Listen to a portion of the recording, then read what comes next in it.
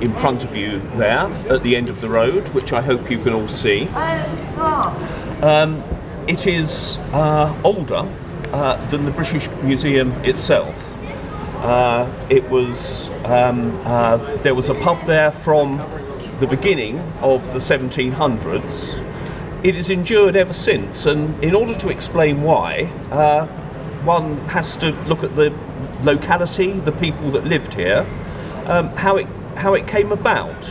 And for that I want to go back to when this whole area was still called Long Fields. They were open fields.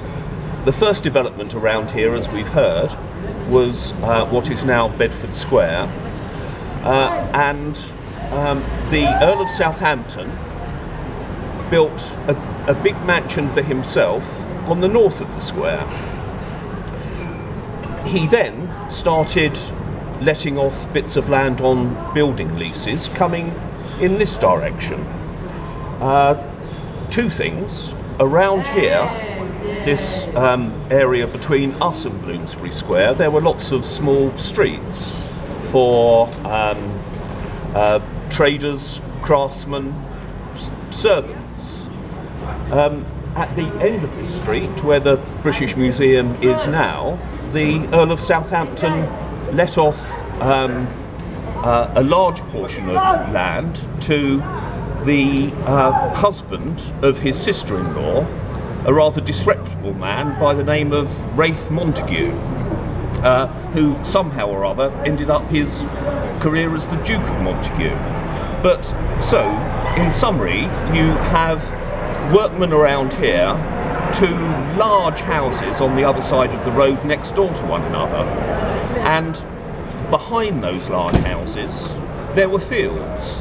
The fields endured because the owners of the big houses didn't want them to be built on, and those fields were used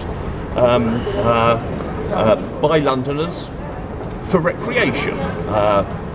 There was a certain amount of cricket and seduction, but apart from that, duck hunting. And ducks weren't the only thing that were shot on those fields. It was also a duelling ground. And a famous duel occurred in about 1690. Two brothers were in love with the same woman. They duelled against one another. She apparently watching the proceedings from a bank nearby. The result was that they killed one another.